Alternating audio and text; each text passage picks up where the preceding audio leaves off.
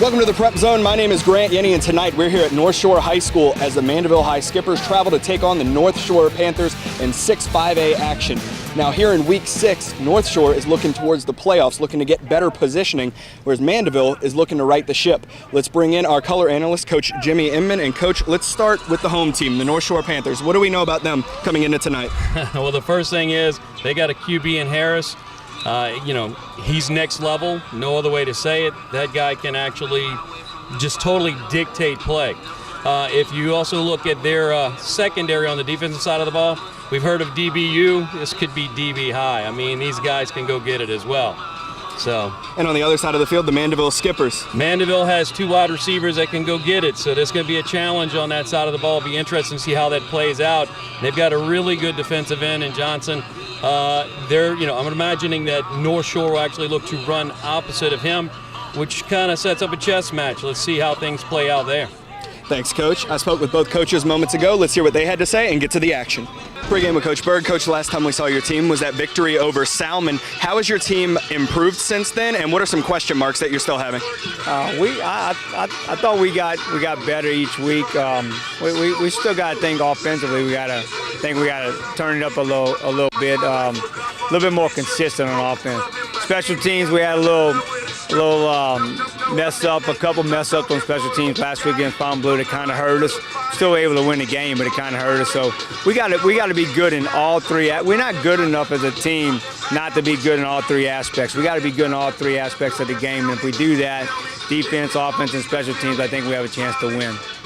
And coming into this, you see a record on Mandeville that isn't necessarily indicative of them as a team. How do you keep your team in check playing against? Hey, they're still a good football team. I mean, they beat a good Ponchatoula team last week. Their record doesn't indicate how good they are. They got a couple people back, quarterback. They got playing quarterback, and he makes a difference. We're gonna have to play real good tonight to beat them. We're not a team that can dominate anybody. We have to play really good to beat this team, and I hope our guys. I think they'll show. I think we're ready. Yeah. Pre-game with Coach Buell. Coach, a rocky start to the beginning of the season, but you started the process in righting the ship last week with a win against Ponchatoula. How has your team improved since week 1, and what are some question marks that you still have? Well, I think we, kind of eliminated the turnovers. We're a young team this year, so we kind of had to learn how to win. I thought last week was big for us. We had a fast start. They had the kick return, and our kids didn't fold their heads. They kind of faced the adversity and realized there was a lot of game left, and we came through in the end. What's it going to take to beat a team like Northshore here tonight? Total team effort. Offense, defense, and special teams. Coach Berg's done a great job. They got a real veteran group. They got some athletes on both sides of the ball. Can't give up the big play, can't turn the ball over. Andrew Stein going to kick this one away to get us underway here at Northshore High School. Back deep for the Skippers, Teron Jones, Devin Sieber, and Daraji Gaspard. And that will go into the end zone. Par for the course for the Northshore Panthers, as Andrew Stein has a very powerful leg, usually gets the touchback for him. Yeah, we saw Mr. Stein earlier, and again, this is the norm. He does it with regularity. Yeah, we saw him against the Salmon Spartans. He had a 49-yard field goal on that one as well. Yeah, just more evidence that he can put a charge into the ball. So the Mandeville offense, our first look at them this season here in the Prep Zone. We have Darren Steele at quarterback for Mandeville and Charles Quinn at running back. They try the hard count to try and pull Northshore off, and the flag is thrown. Looks like it worked.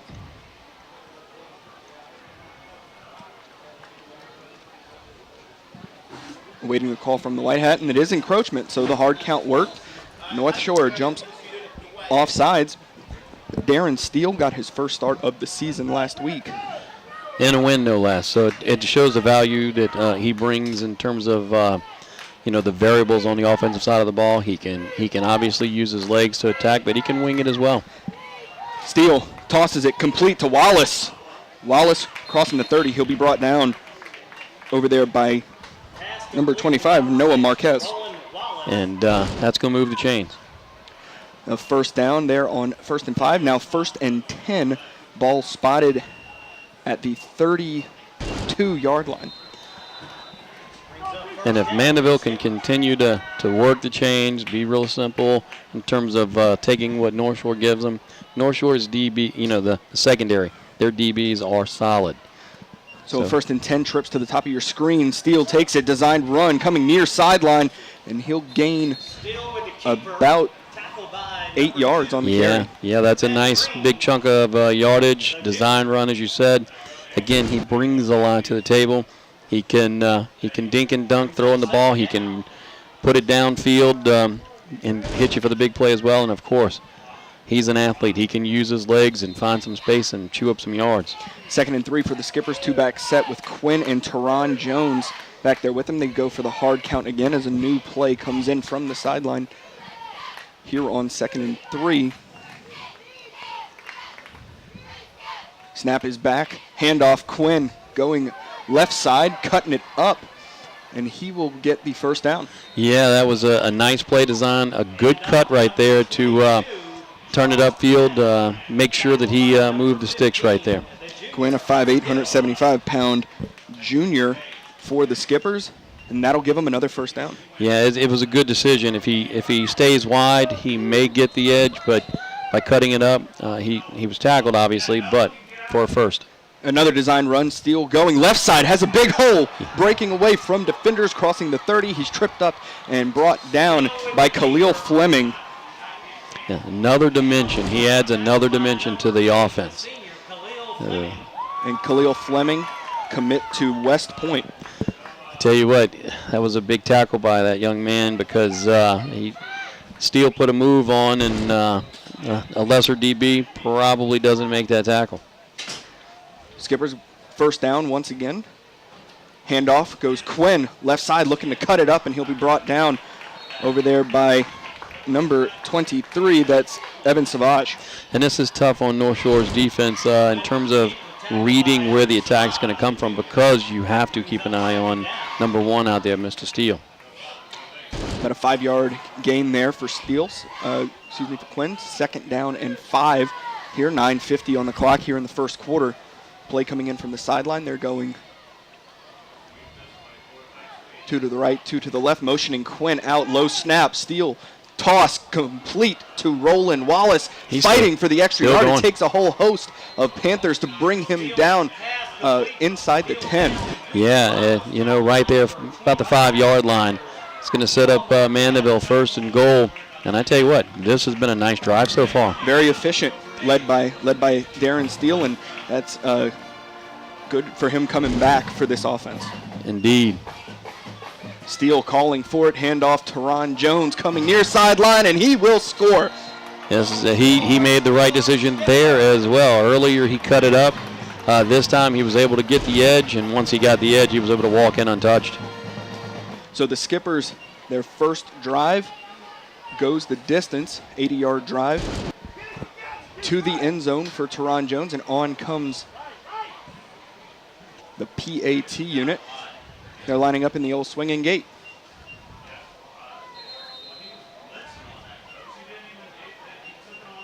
And there's the shift. Holder for Mandeville, Andrew Brister. And in to kick is Caden Costa, a freshman for the Skippers. Snap is back, down, kick is up, and it is good. So with 9:22 remaining here in the first quarter, the Mandeville Skippers lead 7-0. So Christopher Nicholas on to kick this one away after the Teron Jones touchdown. Back to receive Khalil Fleming. Nicholas booting this one downfield, and this one will go into the end zone for a touchback. Yep, another a weapon with the leg right there, able to force the Panthers to set up shop and face a long drive. Faced an 80-yard drive. Mandeville just executed a well-executed 80-yard drive. Let's see how North Shore responds. We got our first look of this game at Walter Harris III and the North Shore offense. Yeah, Mr. Harris, we know that he can do just what Mr. Steele did. So it's going to be a challenge for the Mandeville defense. Harris, another one of those West Point commits. He and Fleming. 1st and 10, Harris. They try the hard count. Mandeville holds discipline. Calls for it. And they hand off bounds, and he is gobbled up immediately. Maybe a yard gain. Good job by the Mandeville defensive line. They didn't shed their blocks per se. They just held their blocks and basically were reading, where they needed to find that point to where the running back was going to find the line. Met him right there and did a good job. And that'll bring up 2nd and 9 for the Panthers. Brandon Bounds in the backfield once again with with Harris. Harris handoff, Bounds up the middle once again, and he's driven back by the Skippers. That was led by Josh Giacconi. Yeah, I tell you, Mandeville's doing a very good job. They're very sound right there in that situation. Again, it's not like they're creating penetration. They're just holding the line and waiting to see where the running back tries to roll through, and they're there to make the tackle, and they're very sound in their tackling. 3rd and 9 now for North Shore. Harris calling in the play. They have 3 to the bottom of your screen. Harris calling for it. They'll go Bounds again, coming left side, trying to get outside, dancing around defenders. He'll get up to about the 30-yard line, which may be a yard short. It'll be very close. They may need to measure this one. I think that they may do so. I'll tell you what, Bounds made a good decision right there.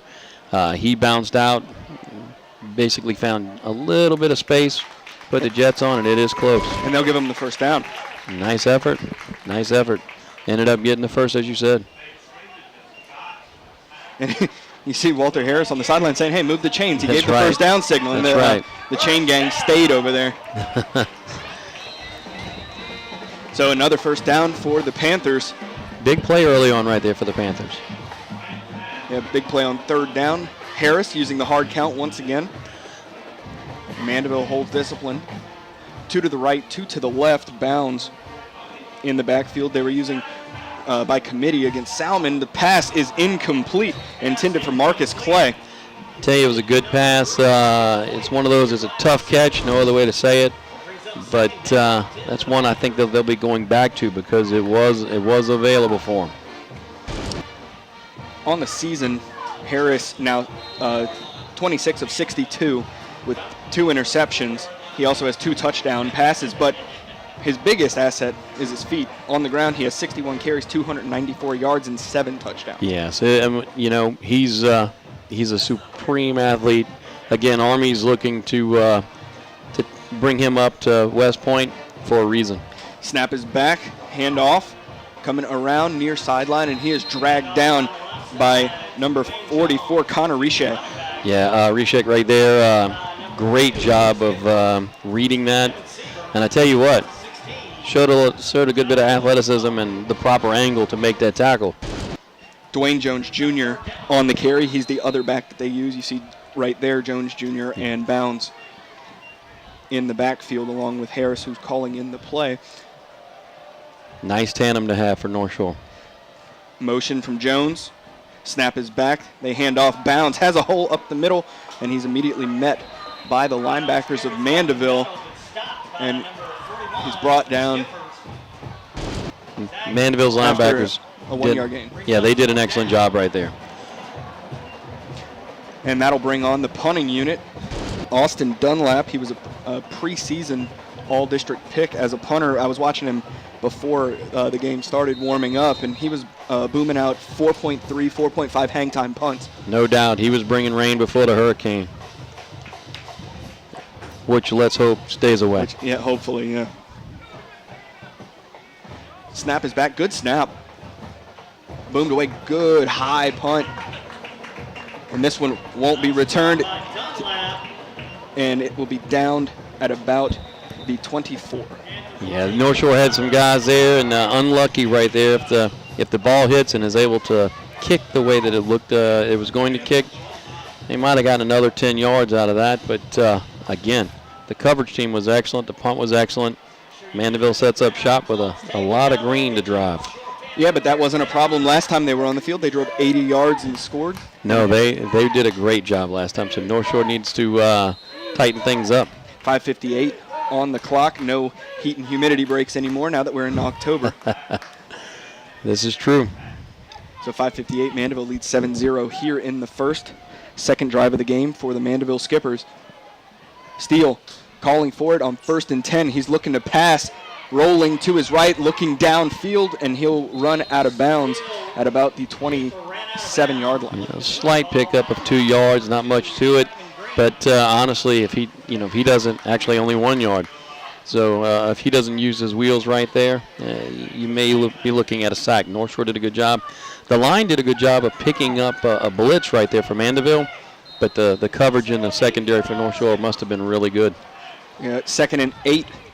Skippers try the hard count once again, but that is the dynamic that Steele brings to the team, being able to, under pressure, when pockets start to break down, he can run and be mobile. Absolutely. Handoff goes to Teron Jones, looking to kick it outside, and he doesn't think he went down. He's still going. Did they whistle him? He's still running down the sideline. 10-5 touchdown, and the whistle never blew. I'm not sure what happened there. You're right, you played to the whistle, but what a play. Yeah, no whistle. You play till the whistle, and he kept churning. I'm not sure whether or not he actually was good to go, but I tell you what, if he wasn't, he sold it and he took it down the sideline. And a great second effort there. It would look to be blown up behind the line. It did, very much so. So extra point unit on once again. I mean, I thought he was going down for a loss right there, and instead he ends up going down the sideline and hitting pay dirt. Here comes the shift. Costa on to attempt the extra point out of the hold from Brister.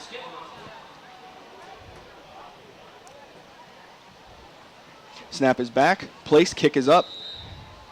And it is good. So with 5:35 remaining here in the first quarter, the Mandeville Skippers lead 14-0.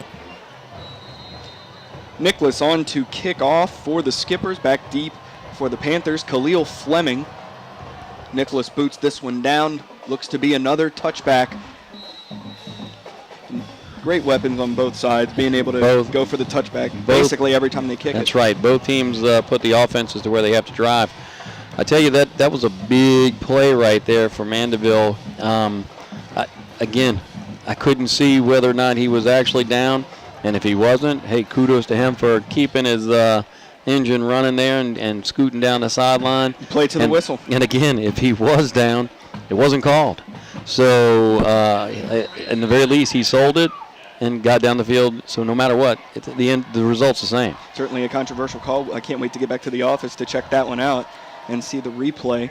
But now North Shore down 2 scores. And Harris will fumble the ball and be dragged down in the backfield. The sack by Connor Riche. Yeah, that's not what you want to see happen after a big play like that for the opposition. And it's just one of those things. I don't know if it was the snap or the way he tried to run maybe before he got the ball. Who knows the dynamic? But it looked like he got bumped on the play action with it. Is that right? And it came loose. That does happen on occasion. That Riche, a sophomore for the Skippers. So Harris in the shotgun once again. A very young team for the Skippers, but getting very valuable reps here this year, building for the future. Well, I tell you, they're playing with momentum. This handoff to Jones. Jones trying to kick it outside, and that may be a horse collar call. It is. And they throw the flag there by Noah Ngolia. Yeah, that's that's right in front of the official right there. Yeah, it's just, one, you can't do it in particular when you know you've done an excellent job of actually cutting off the angle. With the flow of the rest of the Skippers' defense, it wasn't going to be much of a gain if you didn't get him. So it's one of those in the film room where I'm sure Mandeville's going to look at it and go, look, great effort, just we got to be a little bit more disciplined there. So that moves the Panthers up, gives them a first down.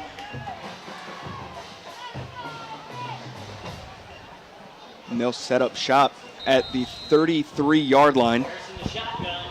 Harris in the gun, Jones to his left. And they'll go handoff to Jones once again, has a hole met by a backer, and he'll be dragged down there by number 41, Zach Bulovas. Bulovas, a 5'8", 165-pound junior. I tell you what, Bulovas stuck his nose in there, and he lost that battle in the hole and gave up an extra 2 yards, but he wasn't letting go. He made the tackle, and if he doesn't, then there's an issue right there because there's some space in front of the running back. But he did a good job. 2nd and 7 for the Panthers, as they really take their time to get set up. It's not a very fast tempo offense here. Snap is back to Harris. They hand off. Jones runs into the back there of Ethan Swan, and he's brought down by a host of skippers, including Kurt Bartholomew, the 5'6", 182-pound linebacker, another sophomore. Yeah, again, you mentioned it earlier. Mandeville's on the young side. They're cutting their teeth now. They look like they're going to be a force to be reckoned with in the future. Yeah, and you know, they're small and they're young, but they're getting after it tonight. You know, when you play the schedule that they've played earlier, you can either grow from it or get beat down, and it looks like they're growing from it. So 3rd down for the Panthers. A big 3rd down as they trail by 2 scores. 3:20 to go here in the first quarter. I'm looking for Harris to take the ball and go. And here's Harris. He's passing right side, and it's incomplete, in and out of the hands of Devin Myers. Yeah, that's one you got to have right there. If that's the case, it's an easy 1st down. But you got to make sure to look that ball all the way in. So now we'll see Mr. Dunlop and the Northshore punting unit once again back deep to receive is Mandeville's quarterback, Darren Steele, one of the returners, along with Teron Jones. Again, that's a lot of athleticism waiting to receive this punt. Dunlop booms this one away. Looks to be Teron Jones. He will fair catch it, and Mandeville will start their drive near about the 34-yard line. Yeah, it's not bad field position to kick off that 3rd drive. 3:04 to go here in the first quarter. In Mandeville, well, first drive was an excellent, well-executed 80-yard drive. Second one ended kind of controversially. Yeah, I mean, if the tackle were made there, and I don't know if it was or not, I can't state definitively one way or the other, but it would have put up a 3rd and long. Instead, they're up 14-0, and that changes the dynamic in terms of North Shore's defensive alignment. They're going to have to make sure that they monitor Mr. Steele, which puts their DBs on an island. They're comfortable with that, though. 3rd down, they hand off to Quinn. Quinn tripped up in the backfield, and he's dropped by number 60, Austin Toms. Yeah, Toms was Johnny on the spot right there in terms of making sure to finish a tackle started by the turf monster. Looked like a slip, and he finished it off. There was nowhere to go. Excellent job by him. Backs him up to the 30. It'll be 2nd and 15 for the Skipper offense. They go 2 to the right, 2 to the left. Motion Quinn out, dropping back. Steele looking. He throws out to Quinn. Crosses the 30, looking to cut back inside, and he's wrestled down near the 37-yard line. He's brought down by number 25, Noah Marquez. Yeah, North Shore had numbers right there. The linebackers did a good job flowing into space and making sure he had nowhere to go but inside, where they had even more numbers waiting, which, I tell you what, Quinn did a good job of actually, finding some yards where there weren't any. So this is a 3rd down for the Skipper offense with under 2 minutes to go in the first. They're going with the 2-back set again, Quinn and Jones. To the bottom of your screen is Matt Adams, a 5'10", 136-pound senior. Steele calls for it. Bubble out is Jones. Pressure coming. Steele gets away from it, spinning around, still on his feet, running upfield. They can't bring him down, crossing the 50, 45, 40, and he'll be run out of bounds by Jeremiah McDonald after a big gain, and that is the athleticism that Steele brings to this offense. I tell you what, it was literally all him. North Shore had multiple opportunities to take him down, and the reality is he was just, he was like, no, I don't think so. So Steele keeping the drive alive and some. 1st and 10 for the Skippers at the North Shore 39. Big play right there, too, because North Shore's coaches had their guys in a position to make the play. But again, Steele was an escape artist. Here's a designed run, and Steele will be brought down for no gain by Toms. And Toms along with Kershaw Fisher. Yeah, that time they were in the right position and made the play. So got Steele before he got some momentum for sure. 2nd and 11 for the Skipper offense. A minute to go here in the first quarter. Mandeville leading 14-0, two-back set. Snap is back. They hand off to Jones, cutting it up, and he will get across the 35-yard line. Stayed in bounds. He's brought down by Khalil Fleming. It's going to bring up a 3rd down and a key 3rd down right here. 38 seconds on the clock, and yeah, it'll bring up third and 4. Yeah, if North Shore wants to stop the bleeding right here and make sure that they stay in this game, keep it at 2 scores, this is a big play. They've had 2 big plays on 3rd down already. Snap is back. Steele, play action, rolling to his left, looking for Quinn as pressure bears down. He lofts it away, and it falls incomplete. Intended out there for Wallace. Good coverage there from Noah Marquez. Yeah, I tell you what, that ball was up in the air for a while. It seemed like an eternity. When you're facing the quality DBs that North Shore has, tough stuff. 4th down for the Skippers. Offense staying on the field here. Yeah, I think this is a field position and score dictated play call right here, just simply because you're up 14. If you punt, you're not going to get a ton more in terms of yardage. It's a huge play right here. Steele motioning Jones out. Designed run to the right. Steele will be run out of bounds, and that is short. I tell you what, it's going to be short, and it's going to be a turnover on downs. And North Shore stepped up big right there. And we will see the North Shore offense after this break as the first quarter comes to an end, and Mandeville leads 14-0. St. Tammany Parish Public Schools, an A-rated school district. Graduates with the highest ACT scores in the state. Facilities with the latest technology. Safe and secure schools. A variety of sports. Fine arts. And learning to last a lifetime. I'm Superintendent Trey Foles, and this is where we educate every child, every day.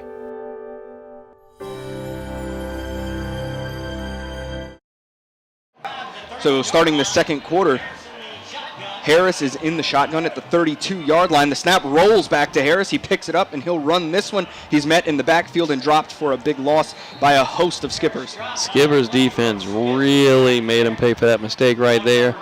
I tell you, the ball, it may have been a low snap. It may have been Harris coming out early.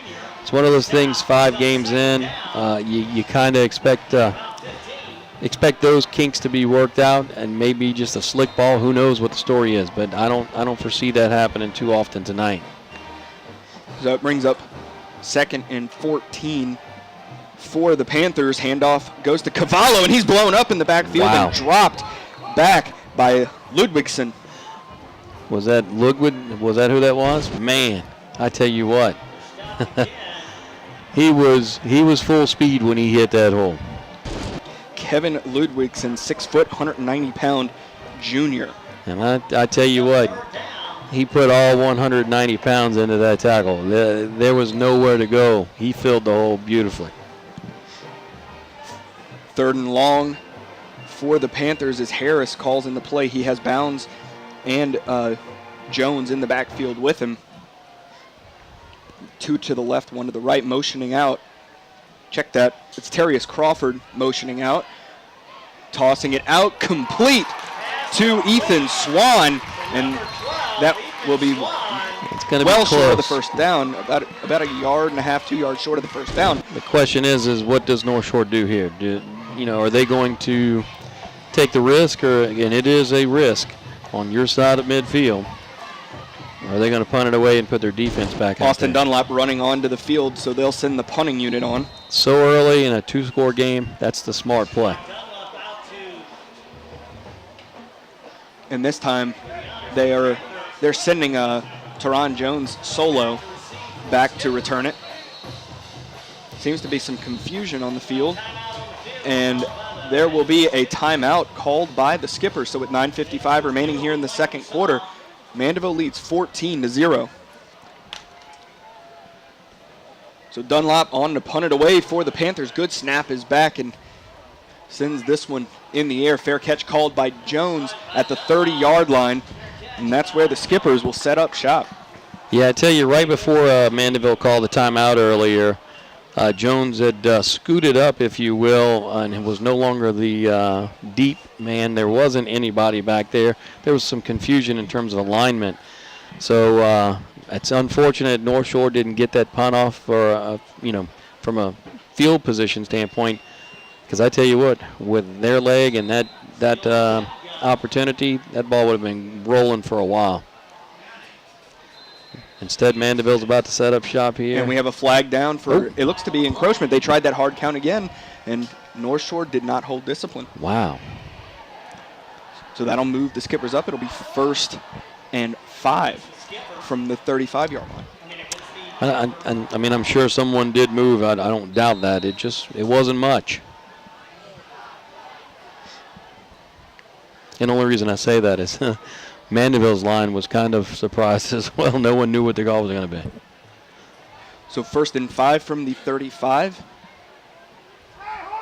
Steele and Quinn in the backfield. Steele calling for it, looking to pass, looking downfield as pressure bears down, spins out of it, and he'll keep it himself, running crossing the 40, and he runs out at about the 48-yard line. Yeah, I tell you. Athleticism once again. And North Shore had it dialed up right. They had people in the position to make the play. He is just elusive. Steele gets away from him. Traven Green was pressuring when Steele spun away, and that's another 1st down for the Skippers. 9:39 to go here in the first half. Two-back set once again with Jones and Quinn. 2 to the right, 1 to the left. Steele calling for it. They'll hand off Jones going right side. Looked to cut up, and he slipped down. Yeah. For a loss of 1. North Shore did a good job right there. He wasn't, honestly, going to get a whole lot more, maybe a yard or 2. But the slick turf made the tackle a lot easier right there because he is elusive. Rather than a loss of 1, that is a short gain, about a half a yard. North Shore has actually put Mandeville in 2nd and long a number of times tonight. Mandeville's just simply been able to overcome it. 2nd and 9, motioning Teron Jones out. Steele looking to pass. He'll dump this one off to Quinn. Has room to run. He'll get the 1st down and then some, racing down that far sideline, and he'll be dropped out there by Traven Green. Excellent play call right there. Obviously sprung, the running back for a nice little game, but also what that will do, that's going to make, And here's a flag for personal foul. Oh, they offset. All righty then. But that call, what I was about to say, is may take some of the pressure off of Steele in terms of blitzing. So that'll bring us back to 44-yard line, and it'll be 2nd and 9.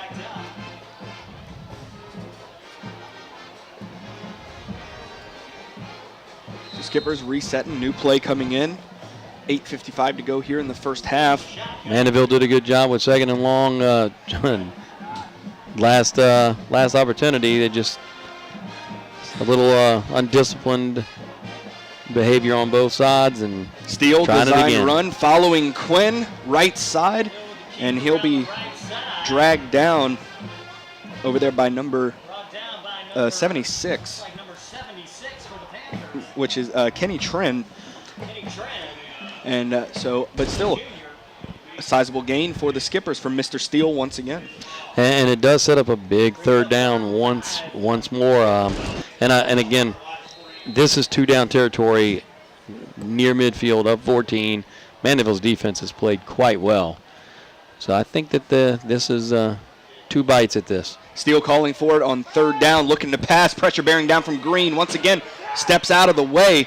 trying to make something happen. Launches it for Wallace over his head, incomplete on the coverage.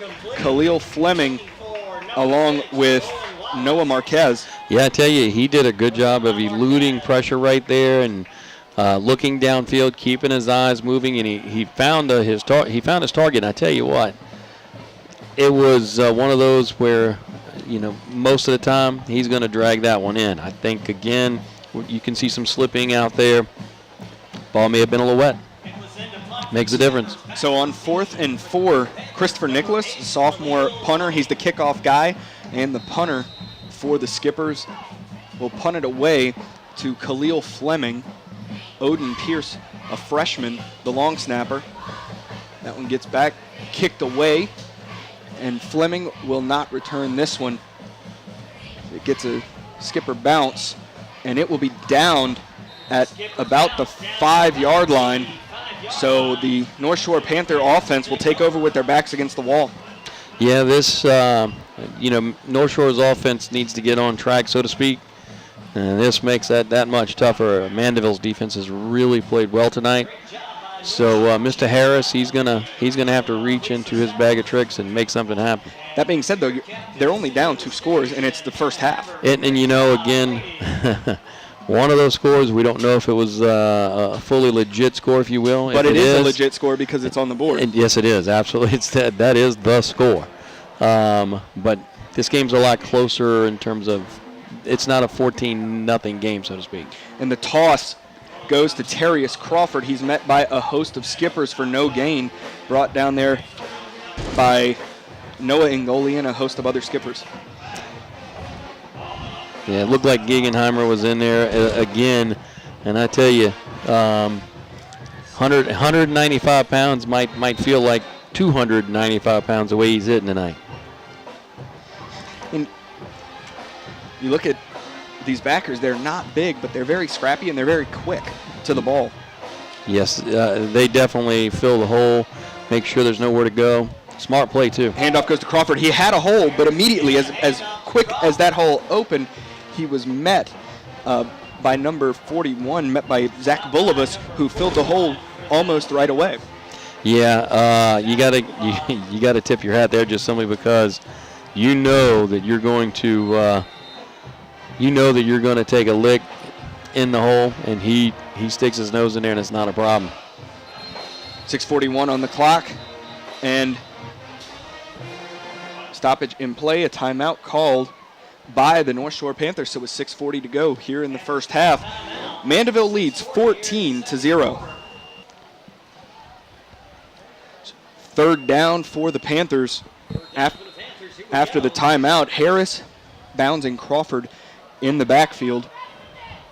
Harris calling for it. He'll keep it, looking to pass, launches it down, and it looks to be complete. It is complete to Bounds. Tell you what, that ball was right on top of the blades of grass right there, and he went down and made sure he had his hands under it. And the white hat says incomplete. Wow.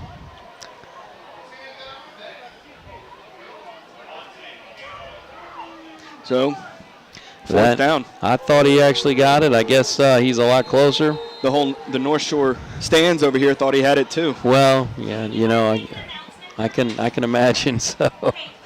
But that being said, as you mentioned earlier, the score's the real deal. It's on the board, and the call is made. Once a call is made, that guy's not going to change his mind. He's made the call. Bo Gaines on to snap this one away.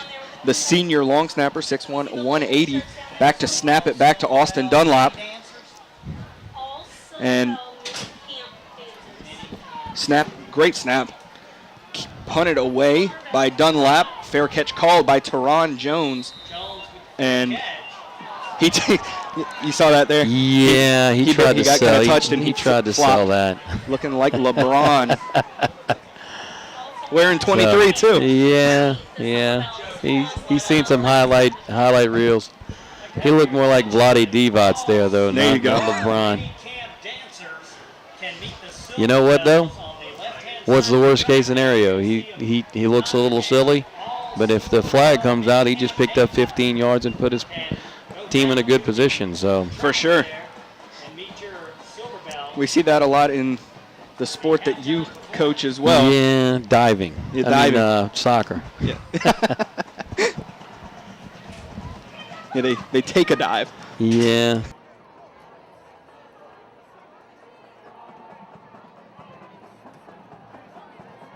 Don't really like that aspect of the sport that I coach. Fortunately, you don't see it at the high school level. Right. But yeah, and in the pros overseas, those guys are definitely falling down. And a timeout on the field. So with 6:26 remaining here in the second, Mandeville leads 14-0. So an unsportsmanlike was called on Northshore on the punt. So 1st and 10, Mandeville has stellar field position. Steele, play action. He'll dump it off to Teron Jones, who's dropped by Jeremiah McDonald. I tell you what, good work all the way around. Jones goes out into the flat, and then McDonald cleaned that up nicely, but it's still a gain of 5. Jeremiah McDonald, the Northwestern commit. And a big hit right there. But Jones absorbed it, got up, 2nd down and 5, ready to go. 2nd and 5, motioning Quinn out. Steele looking to pass. He hits Quinn. Quinn with the spin move, gets around Cavallo, crossing the 20, and he'll get down to about the 17-yard line. Yeah, looks like it's gonna set up a 1st down. It's red zone time, and Mandeville's doing an excellent job. Steele is really doing an excellent job of finding his receivers, putting them in the play design, putting the playmakers in space. Good stuff. 1st and 10, Steele calling for it. He'll hand off Jones, going right side, has a hole up, and he will score. Oh, man, that was a beautiful call, excellent execution, and man, he could have run for 100 yards right there. So Darren Steele, another touchdown. Yeah, been a difference maker, no other way to say it. The old swinging gate once again lining up in that. Have you ever seen a play run out of this? No. Costa and Brister. Maybe and tonight. they're up. They're missing a play. Mandeville's missing a player. Here's the play clock winds down. There's 10 seconds to go, and now they're just going to go straight into the shift. That's Landon Fowler coming on late. Getting their splits. Back down to 3, 2, 1. They got the snap off. The extra point kick is up, and it is good. It worked out. So with 5:32 remaining here in the first half, the Mandeville Skippers lead 21-0.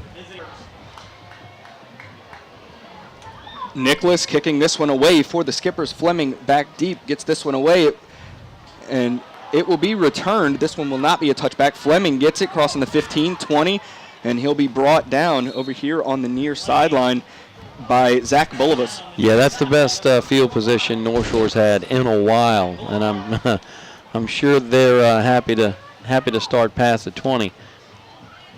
5:25 left. They need to drive. They need something. They need to drive. They got to move the chains and eat up some clock and get back into this game. As weird as it sounds, I say eat up the clock. If they don't eat up the clock, Mandeville, the way that as proficient as they've been, then you're really worried about the game getting out of hand. 1st and 10 from the 24. Harris calls for it.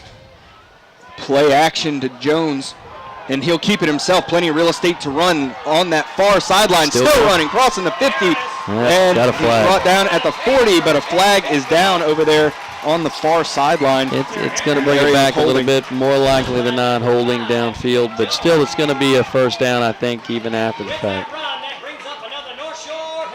So, well, Harris clapping. Huh.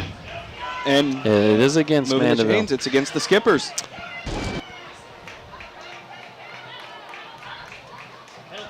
So that'll give them even better field position here and give them a better shot of getting into the end zone on this drive. I tell you, normally that's in the area of, holding on a receiver downfield. Yes. So not sure what happened there, but it certainly worked out for North Shore.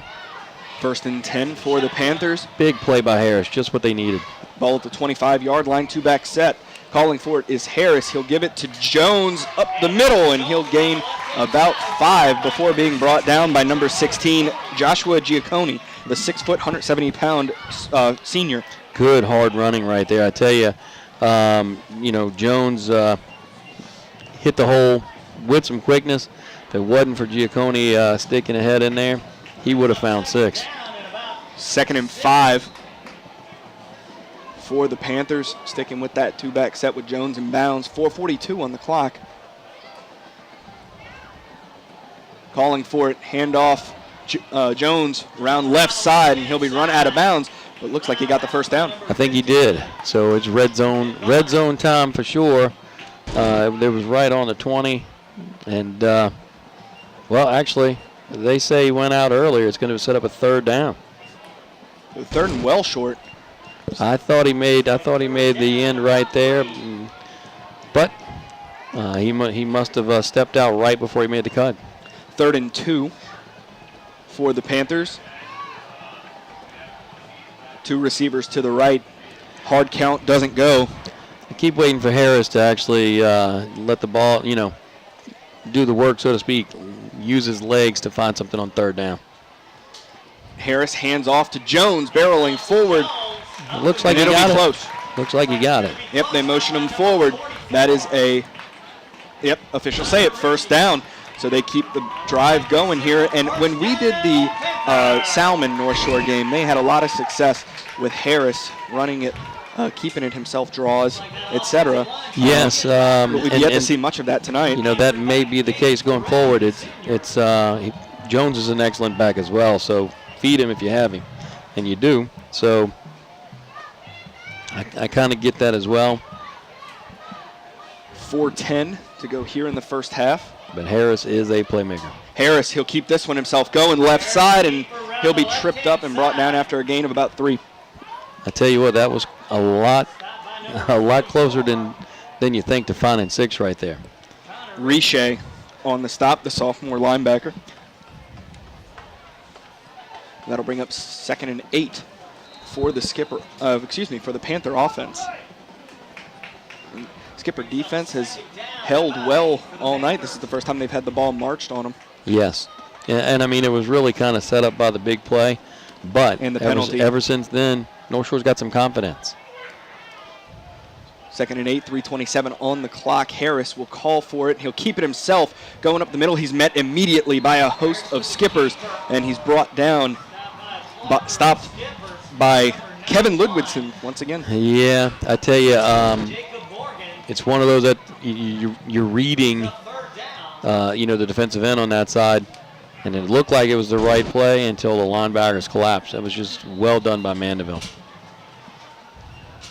2:59 to go, 3rd and 9 for the Panthers.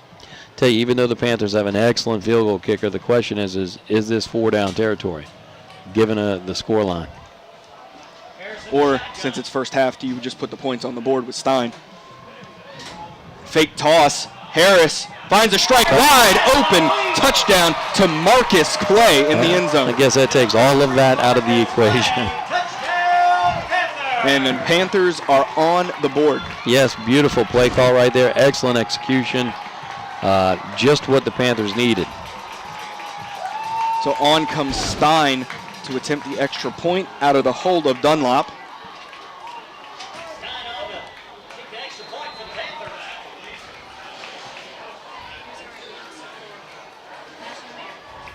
Snap is back, place, kick is up. Stein's extra point is good. So with 2:37 remaining here in the first half, the Mandeville Skippers lead 21-7. Stein kicking this one away for the Panthers, who go into the end zone for a touchback, well into the end zone. No surprise there. So now Skippers will have 80 yards in front of them. But we've seen them march it down and score on it before. And they have 2 timeouts left. But, North Shore also has 2 timeouts. So the question becomes, how important is this first down?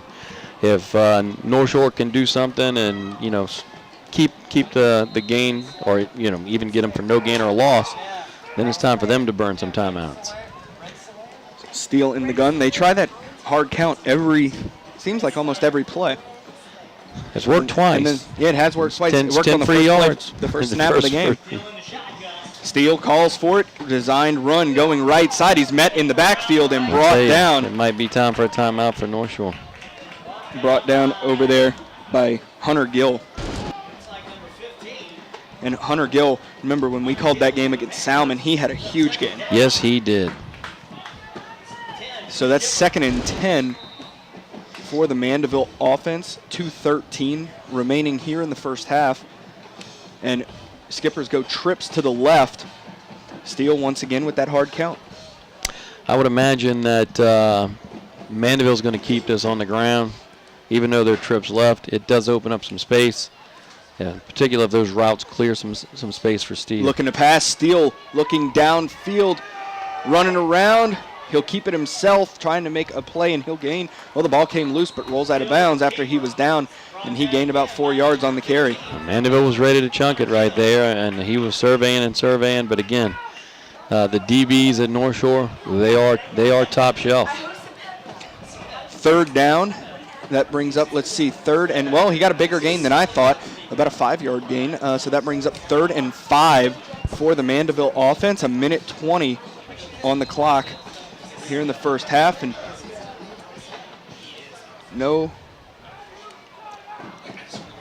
the play clock is winding down.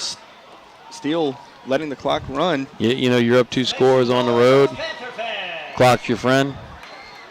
Milk the clock and see what happens. Now setting up quickly, Quinn in the backfield along with Steele. Quinn calling for it. He'll hand off to Quinn, cutting it up the middle. That's a 1st down, still on his feet. Jeremiah McDonald and Cole Cavallo will wrestle him down after crossing the 40-yard line. But a big gain for the Skippers, and that will move the chains. And that was a big play right there, just simply because if North Shore's defense is able to make a stop, those 2 timeouts that Coach Borg had been saving, may have been used to kickstart a quick drive, maybe get Stein out there with his cannon of a leg and find some points. Mandeville looking to all for naught now. Mandeville looking to set up 35 seconds on the clock here on 1st and 10. Before heading in the half, Mandeville still with 2 timeouts. Yeah. Steele will call for it. He'll hand it off to Quinn, looking to cut it up. He's met by a host of Panthers, and Quinn will be wrestled down by number 20, Kershawn Fisher. They seem content to head to the locker room up 14 and go from there. Yeah, and the clock will run out. Mandeville just waiting for it to get down, and that will end the first half as Mandeville leads 21-7.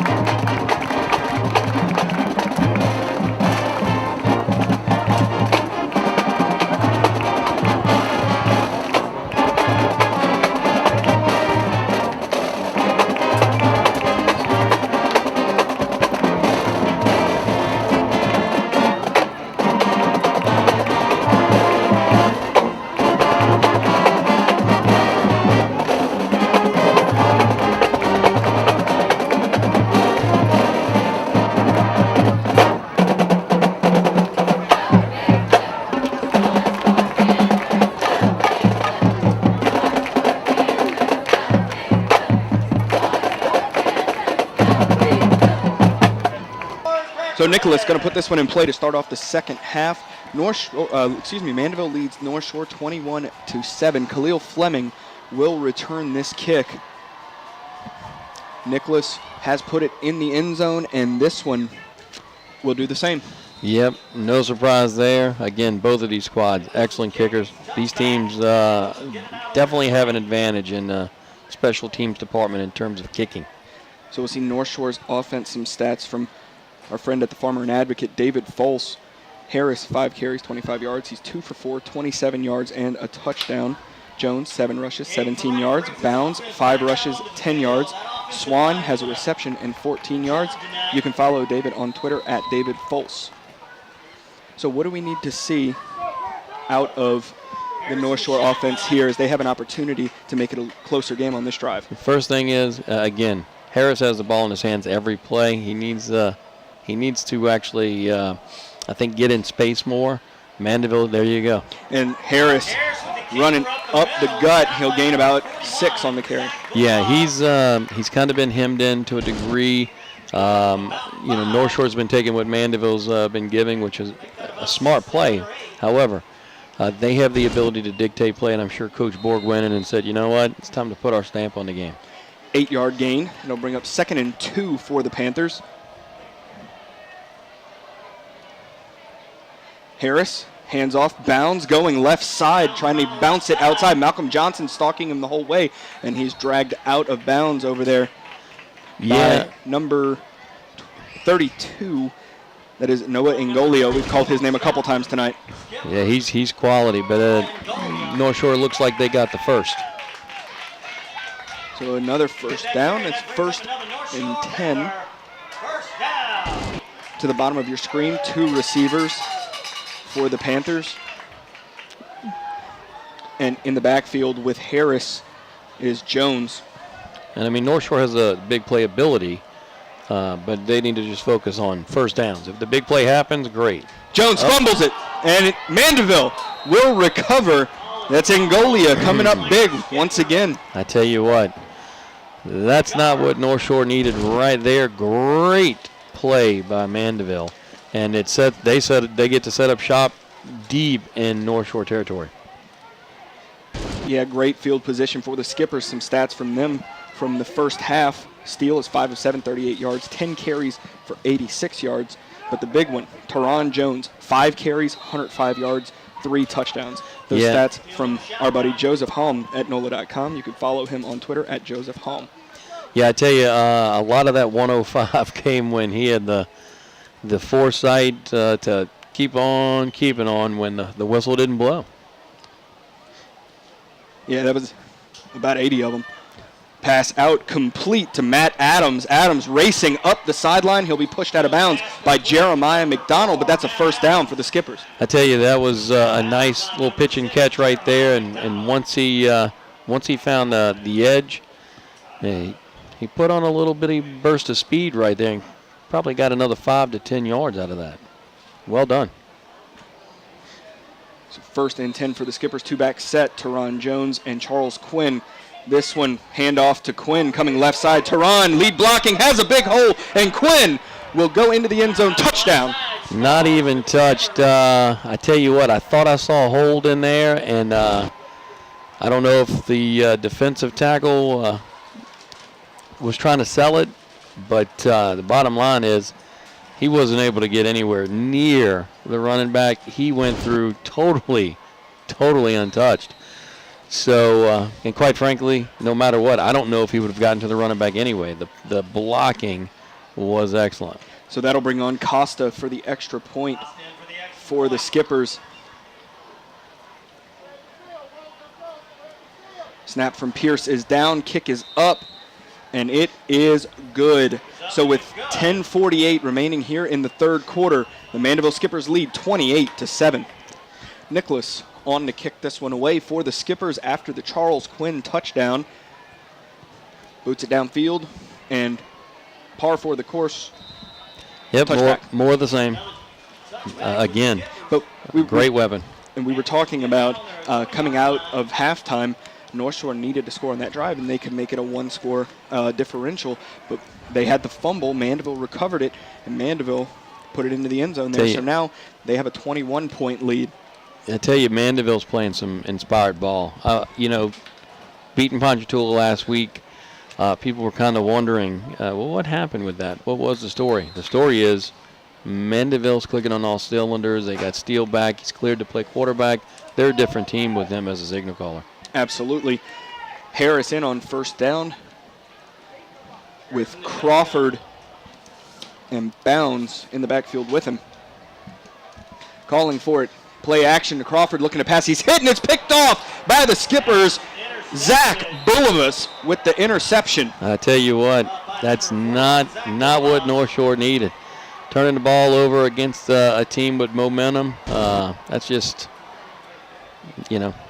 adding to the misery. That's 2 turnovers to start the second half. I tell you what, good job by Bulivas right there, because he basically caught that with one hand. He cradled it in and was able to maintain control. So that was an excellent job by him. An excellent field position for the Skippers to start their drive once again. In North Shore territory, ball. Their 1st and 10, Steele, hard count. Ball at the 28. 2 to the top, 2 to the bottom. Steele calling for it. He'll hand off Quinn once again, looking to cut it up, and he will gain about 6 yards around the left-hand side. Nice pickup right there. He made the right decision, cut it up, followed his blockers. 5 yards, 6 yards later, a very manageable second down. And that's a big deal because North Shore, the defense in the first half was putting Mandeville in a tough position on 2nd and long with regularity, but not now. So 2nd and 5. Here, 10:05 on the clock. Here in the 3rd quarter. Steele calling for it.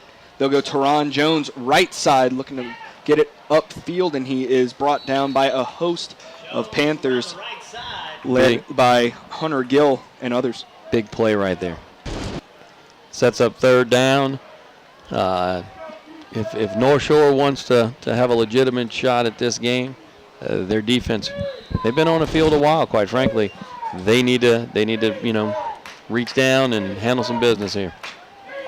Shut out Fontainebleau last week. Handoff goes to Quinn. He's met, shucks off defenders, moving forward, and he's brought down. It's going to be close. Brought down by Khalil Fleming. It's going to be close. I tell you what, good hard running right there. Coach Borg had the guys in a position to make the plays. It just didn't happen. Flag on the play here. Yeah, we have a flag down. That tackle was on. It was Jeremiah McDonald. His jersey there got a little bunched up. Looked like an 8. It was a 6. That happens as well. But flag on the field. Can play tricks on our eyes for sure. North Shore cheering section has not lost faith, cheering, I believe that we will win. Their There's a team personal down 21 foul and personal on foul North Shore. on North Shore, and they definitely don't need that right now. No, because that was going to more likely than not set up a 4th down where a decision had to be made. That's been removed from the equation.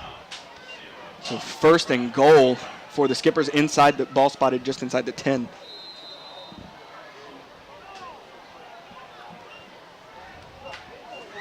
Quinn in the backfield. Steele, hard count.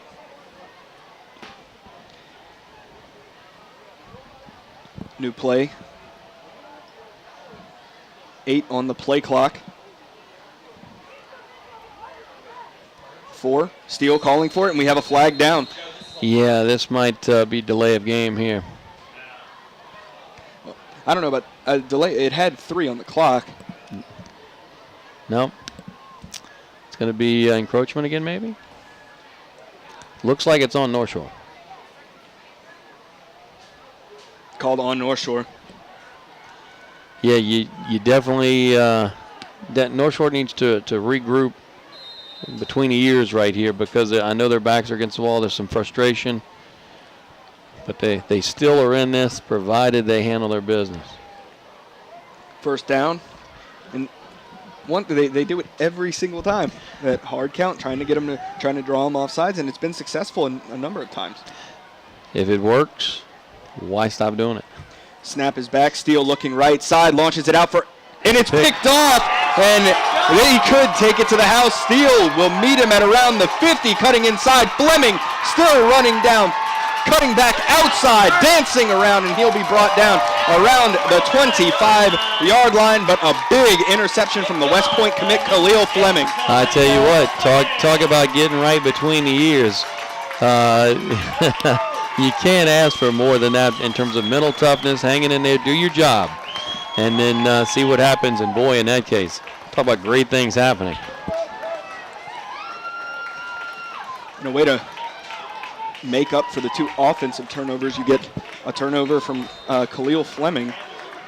Well, North Shore needs to put it in the end zone. It's a must. I mean, Mandeville is a good team. They made North Shore pay for that turnover. North Shore is going to have to return a favor here. Harris calling for it. Play action, rolling to his right, looking downfield, launches it, and it's incomplete. Ball was intended for Marcus Clay. And that's not it's not a bad play call right there. Get Harris moving to his right. He's comfortable throwing on the run. Hey, if there's some space there, he's an athlete. He can turn it up and go. And if not, they have a little route into the flat, and that's what he was looking at. Kind of reminds me of the old freeze option at Syracuse that Donovan McNabb ran. So 2nd and 10 for the Panthers. Bounds and Jones in the backfield. Screen out to Clay. Marching upfield, breaks one tackle, still on his feet and going. Malcolm Johnson got him by the shoestrings, but he's inside the 10, cleaned up by Nick Jones. I tell you what, great play call right there. But number 12, Ethan Swan, wide receiver for North Shore, great job of blocking downfield. Gave him a lane to run inside of, and I mean, that's an extra 10 yards when you need that extra 10 yards. So 1st and goal for North Shore. Ball at the 5-yard line. Shift. Motion coming across. Harris will keep it himself. Left side has a hole, and he will stretch out and score. And that's the playmaker making plays. No other way to say it. That guy, it was not going to be denied right there. North Shore capitalizing on the big Khalil Fleming interception and return to put more points on the board. Injury on the field. We will step away for the injury timeout. So Stein on for the extra point. Following the North Shore touchdown. Snap is back. Stein's kick is up, and it is good. So with 7:39 remaining here in the 3rd quarter, Mandeville leads 28-14. So Stein to kick this one away, back to receive. Teron Jones for the Skippers.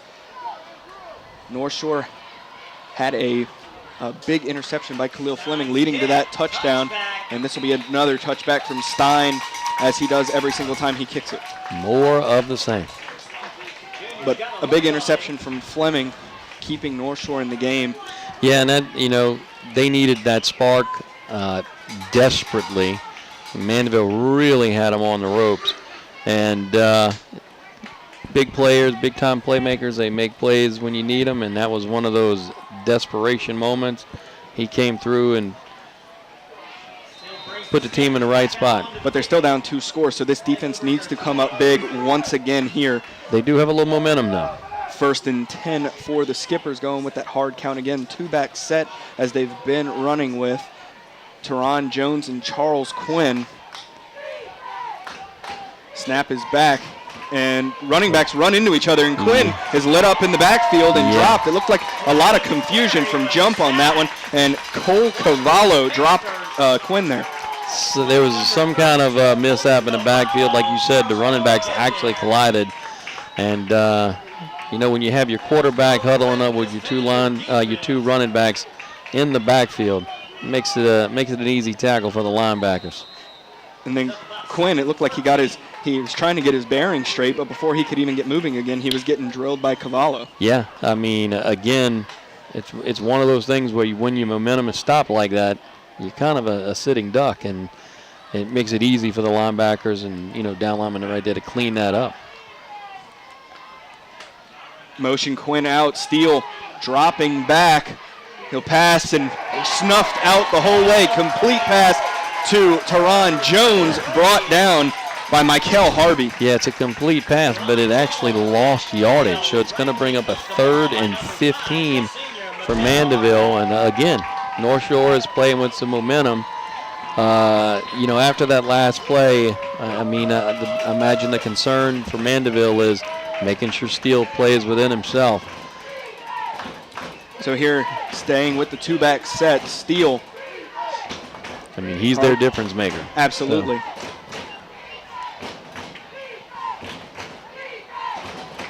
So.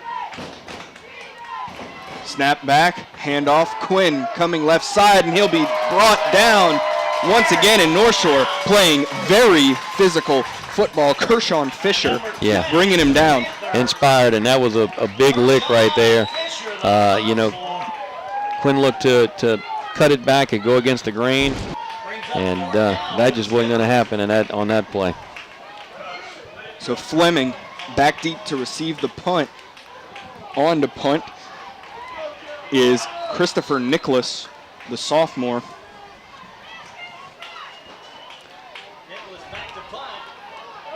Fourth and 16. Snap is back. Punt away. Good punt from Nicholas. And Fleming will call for the fair catch at the 48-yard line. Yeah, that's some excellent field position for North Shore's offense to come out and set up shop. Mandeville's defense, by and large, has been up to the challenge, with the exception of that last drive, which again was not a long drive because of the interception. So now it's their turn to step up, show that mental toughness, and not allow North Shore to get rolling. And that's kind of been the case because on the drive where North Shore scored their first touchdown, they had that long penalty, and they were able to hit Marcus Clay for the touchdown on that first one. And here's Harris calling for it. He's launching this one out, and it's well overthrown. Intended out there. Intended for the receiver out there, number 85. Don't have an 85 on the roster. So the mystery man. But he threw it into double coverage out there. Yeah, I guess he thought he could go get it. It just one of those that may have worked in practice. 2nd and 10, Mandeville showing blitz.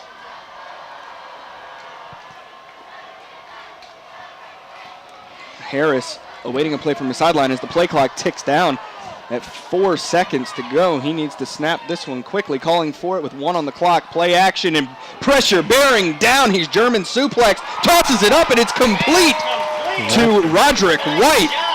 Wow. I tell you what a great play by Harris to somehow stay up right there. Well done under duress. He was being picked up to be slammed backwards. Yeah, I think duress is being kind right there.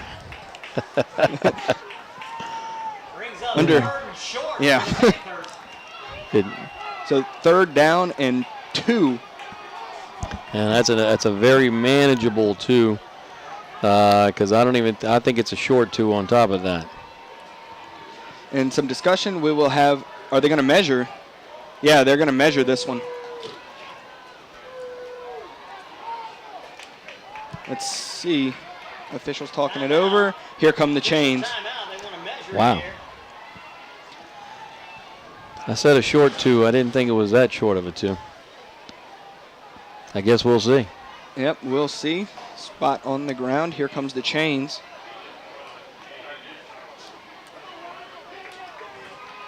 And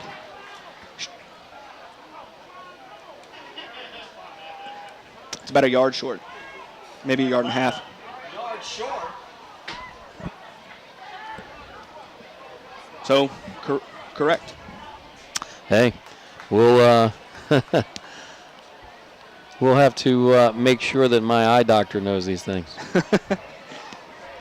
He or she would be very proud. Yes, they would be astounded. So marking the spot on the field before bringing the chains back off to the sideline. It's 5:04 remaining here in the third quarter, and Mandeville leads 28-14. Tell you what, this is a big drive in terms of making sure they can get some points out of it. The defense did their job. Now it's the offense's turn for the Panthers. Mandeville on the flip side, their defense needs to step up. Not give North Shore the momentum that they at least allow them to continue to have it like they are. 3rd and 2, Harris in the gun. Harris calling for it, handoff goes to Jones. He has the first down and then some, fighting forward for extra yards, and he will get to the 30-yard line. Great job. 11-yard run. Yeah, great job by Jones just bursting through the line right there. All I can tell you is he paid for it at the end. That was a big lick. But, man, big pickup right there if you're North Shore. And he got back up, and he's ready to go once again here on 1st and 10 for the Panthers. Bounds and Jones in the backfield with Harris.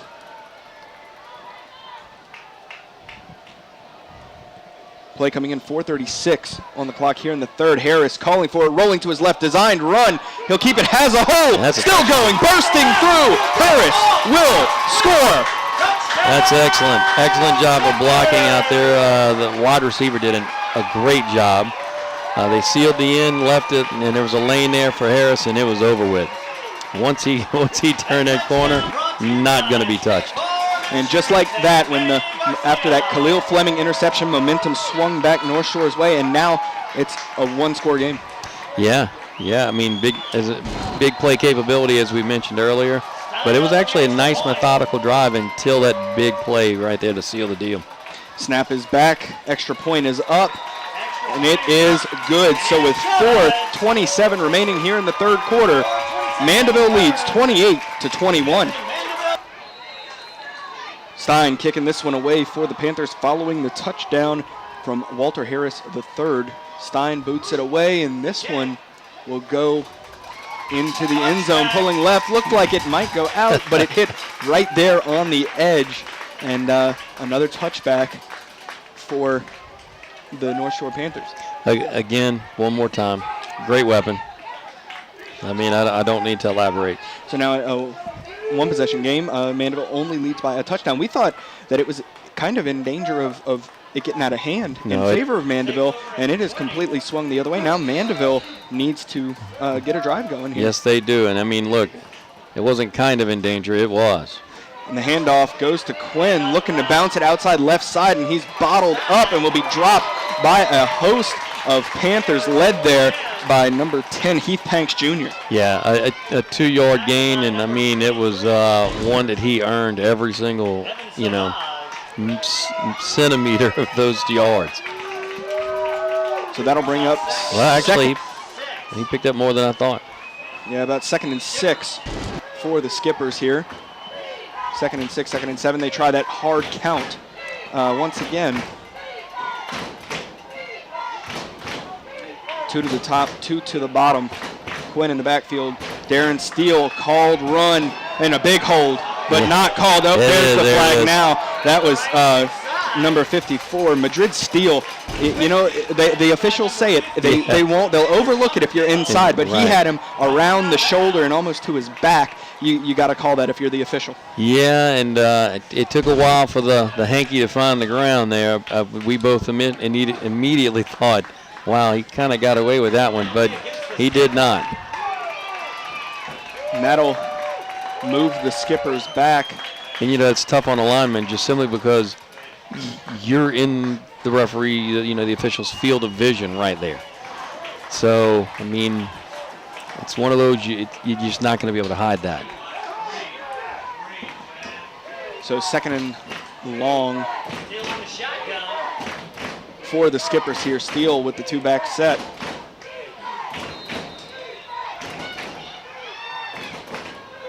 And it's 2nd and 18.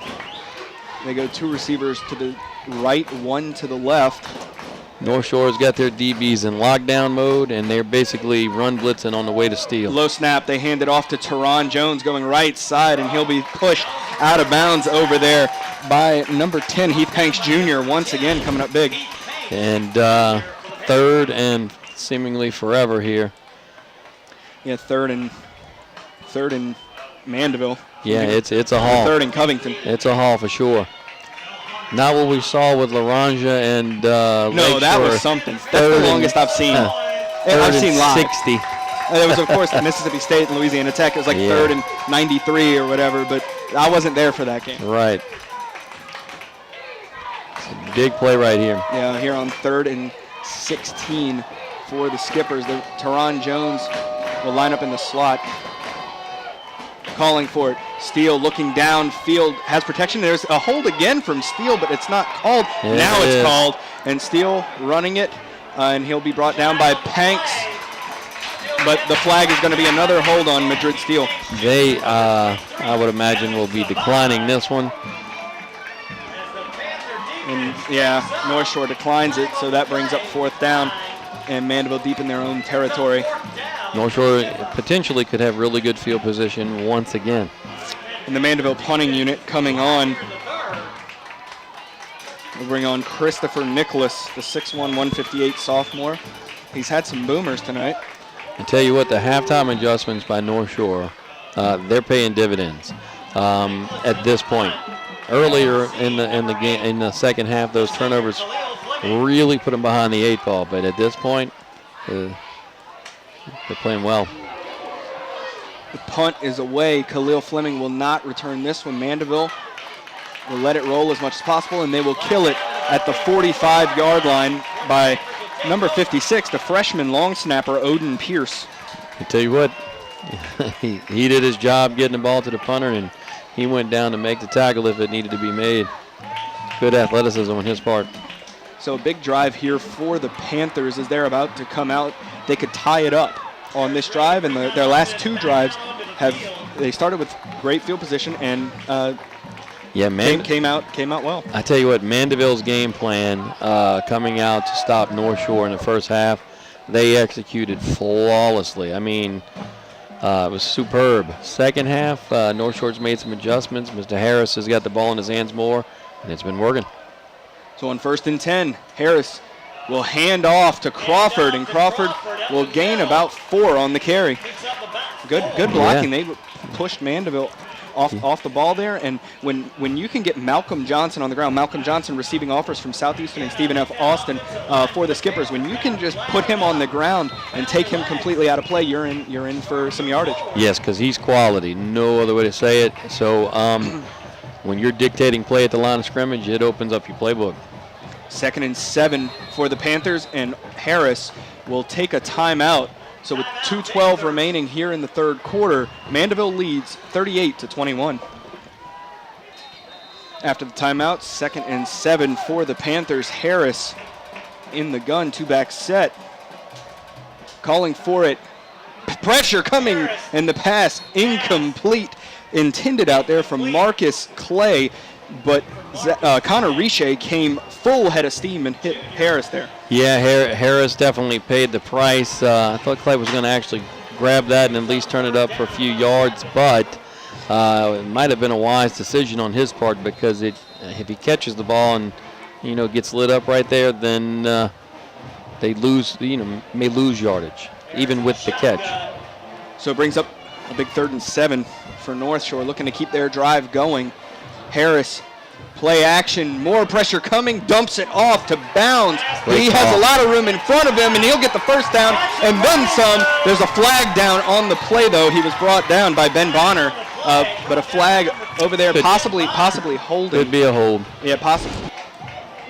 It was in the area of a hold. So awaiting the call from the official. Great play call right there. Yeah, very well done. As pressure came, it was like jailbreak from the defense. It was. Bounds slipped out. He was there. And Harris handled that beautifully. Tell you, Mandeville's defense, no quit in them. I'm sitting there watching. When I was watching and they are in the backfield, immediately I realized with a screen that's part of the gig, but Harris was under pressure on a screen. showing some athleticism by these youngsters from Mandeville. Here's the call, and it is holding on North Shore, so that'll back them up. Holding against the Panthers. And so it'll be a 3rd and long for the Panthers. What do you think we see from them here? Again, if I had to guess, I would say some sort of design rollout to where Harris can read it and determine whether or not he can use his legs or he'd sling it downfield, one of the two, on the run. Back the Panthers up. Well, here we go. We're about to find out here on 3rd and 13. Checking into the game, Daniel Cantrell. And North Shore looking to get players in and set. Harris in the shotgun. This defense for Mandeville showing some mental toughness.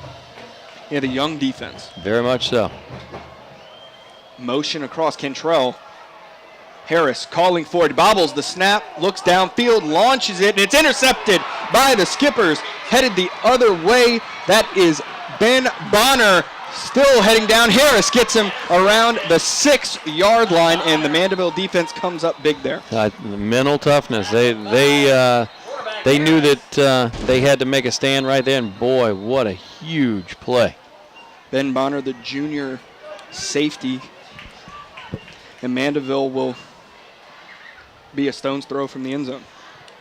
I'm wondering what the referees, the officials, I should say, are scoping out right here. A little discussion. My question was he actually down when the tackle was made? He actually rolled over the guy making the tackle. So I don't know if technically he was all the way down. I remember seeing that happen before with the Saints when Michael Lewis was returning kicks, and it was in overtime. So kind of weird, but I guess they say, an arm or an elbow, something went down. So still some discussion. Officials talking it over with Coach Buell over on that far sideline. And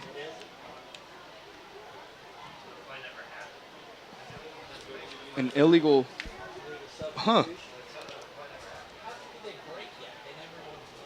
So they called an illegal substitution on the Skippers.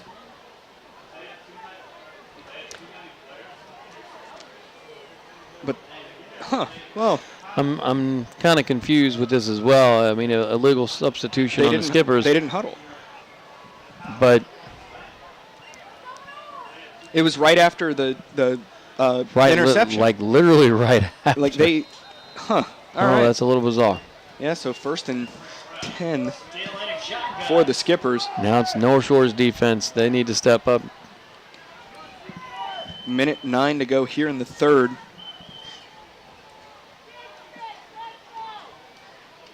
Steele calling for it. He'll hand off to Quinn going left side, and no gain there. He'll be brought out of bounds by Trevin Green. Yeah, Green and Harvey were over there making sure nothing was happening. Well done, well diagnosed by North Shore's defense. Kind of just spread it out. Use the sideline as a 3rd defender, if you will. And a loss of 3. So that'll bring up 2nd and 13 for the Skippers. And North Shore's been pretty good on 1st down for the most part tonight, but Mandeville's been able to handle 2nd and long. 30 seconds to go here in the 3rd. Steele calling for it, rolling to the right, complete to Teron Jones. There's a flag down. Pass complete to Teron Jones. But complete to Teron. He's tackled down over there by the Panthers.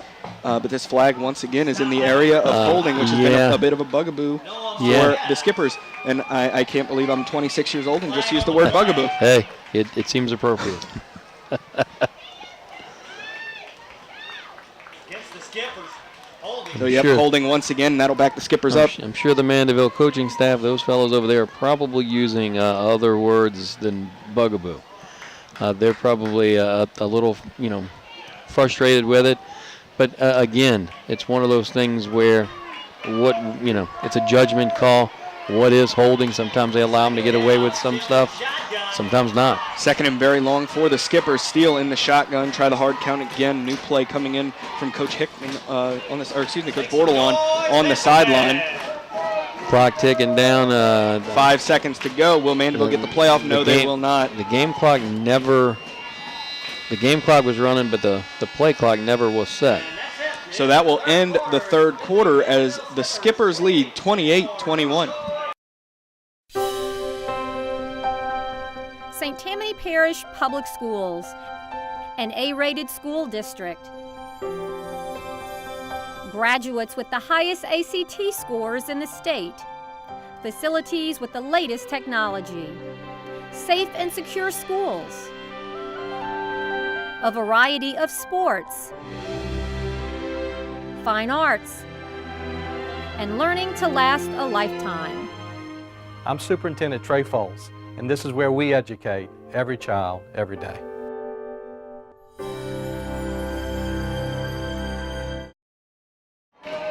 Second and 20 for the Skippers here to start off the fourth quarter. 2 to the right, 2 to the left. Steele. Once again, every time. Time to check with me and make sure you have the play, roll on. You know, you would think Mandeville would just call it on the first hut after having them off balance, motioning Quinn out. Steele passing, it's batted at the line and nearly it might be picked. It is. Cole Cavallo and the Northshore defense comes up big with an interception there. Yep, now it's being overruled. Now they're calling it they're saying it was incomplete. down. North Shore stands not happy about that one. It was on the other side from us. We were shielded from it, so we really couldn't see it. We were awaiting a call, and but incomplete is the official ruling. I tell you what, now it's huddle time, because you had one official say he caught it, another one said nope, I overrule. And it is an interception, and now the North Shore stands loves the officials. Well, that old love-hate relationship, but I mean, look, they're out there a lot closer than we are, and they huddled, made the decision, and the guy with the white hat, the one that's in charge, he's the one who made the final decision. Big play from North Shore there after the interception from the Skippers. Big play from North Shore to negate that. I tell you, the defenses, after being on their heels for long periods, have both stepped up in the second half. A number of turnovers.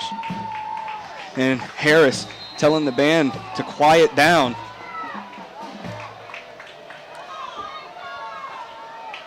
First and 10 at the 20 for the Panthers.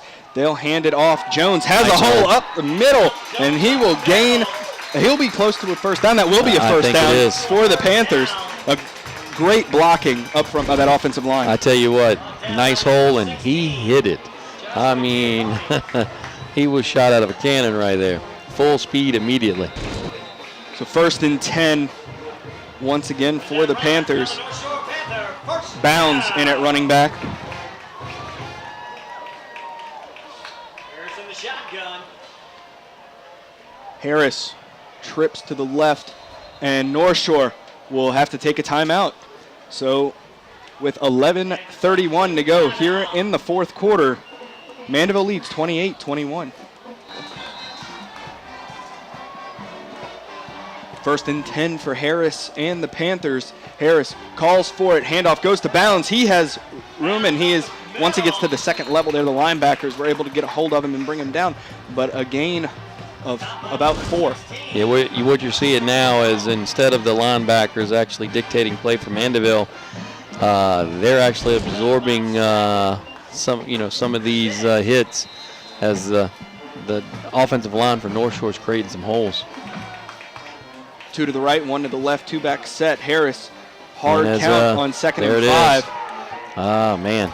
And there's the flag, a very late flag. I was going to say that was definitively encroachment. Yeah, and it took Coach Berg saying something to the official on the sideline down there to get him to throw it. He said, come on. Yeah, he's still getting up off the ground.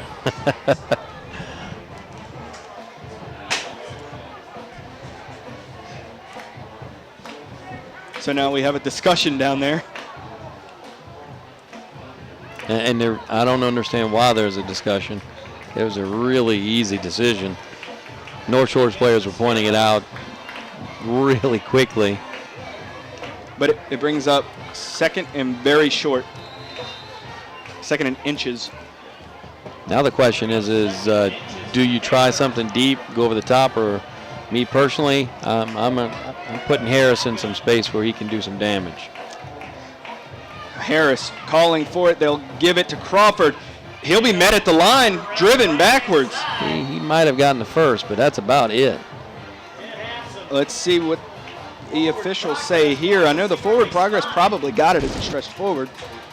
And Yeah, he did. He did, so first down, but he was blown back by the Skippers after getting that first down. I'll tell you what, Mandeville's defense laid the lick right there, but unfortunately for them, unfortunately for North Shore, he was past the line of scrimmage at that point. Excuse me, the first down marker at that point.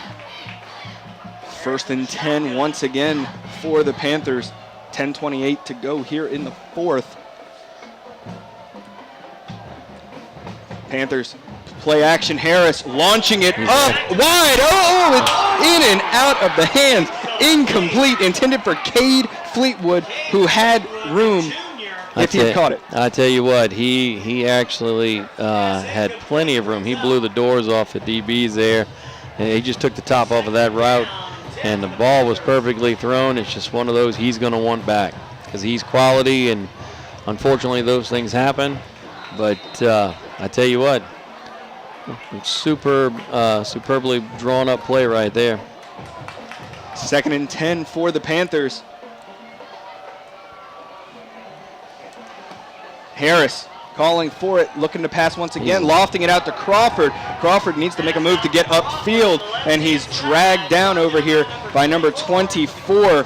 That's Damani Vanison, 5'10", 148-pound senior for the Skippers. Snuffed that one out, and I mean on that route, he kind of lofted it a little too much. You need to put some zip on it. Yeah, I guess he was concerned about the defensive lineman getting a hand up. But you're right. If that ball gets there just a split second earlier, instead of 3rd and 7, they're looking at, 3rd and 1. So here on 3rd down, still manageable. Yeah, 3rd and about 6. Motion out Jones. Snap is back. Harris hands off to Crawford, barreling up the middle, and he will not get the first down. It's going to be close. He looked to be down at about the 50, which puts him a yard short of the first down. But 9:20 left, and you got Harris in the backfield. To me, all day long, this is a quarterback keeper. Pick your hole and get after it. It's a fourth and 1, and they're going to go for it. Mano time in the trenches. So Coach Borg is telling his big uglies in there, hey, handle your business. It's a lot of faith in your offensive line. It is. And on the flip side, those young linebackers from Mandeville, I'm sure they'll be shooting a gap here. Harris, hand off Crawford. He dived, he kind of stretched out, and they say, let's see what the official ruling's going to be. It's going to be awfully close. It's going to be a measurement. Mandeville saying first down, and North Shore saying they have the first down. So I think we're looking at a measurement. That's going to be very close as the chains come out. From here, I wish I was down on the field right now to get that angle. I tell you, it looks to be maybe a chain link or two short, but we won't know until they stretch them out. 8:48 to go here in the fourth. I actually North Shore trails by a touchdown, 28-21. Pretty good view down the line, actually. So let's check my eyes, I suppose. He didn't get it. That's short. And you were right about a chain link or two. That's all it was. And turnover on downs goes back to the Skippers. Defense stepped up. The youngsters on Mandeville's defensive side of the ball. All of those tough games, that tough sledding early in the year, that mental toughness, it's paying off now. So the Skippers will take over and only leading by 1. So this is a crucial drive that they can put some extra points up and pad their lead. Yeah, this Here would with be 8:48 to go this in the would be fourth. big if Mr. Steele could reestablish himself right here. Great first half. Now it's time to handle business in the second half. Low snap, handoff to Quinn, spins away, and it looked like it was going to be blown up in the backfield, but Quinn made something out of nothing. He did, and I tell you what, he must have dropped a knee right there where the officials are marking it dead, because Northshore was doing the old, Mandeville was doing the old rugby scrum and rolling forward, so he must have been down before they started churning. But even with that, rather than being a loss of 1, he got a gain of 3. That was a great play, great spin move, no doubt. 2nd and 7.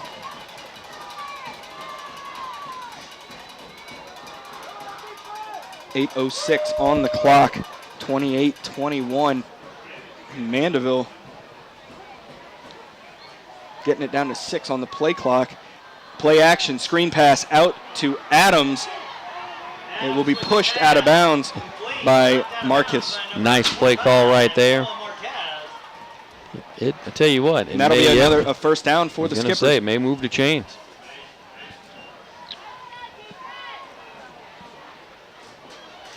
And I tell you, North Shore's been getting a little bit of pressure right there. They've been doing a good job of putting the guys in the right spot. That takes a little bit off of the pressure, you know. Trips left for the Skippers. Roland Wallace to the right.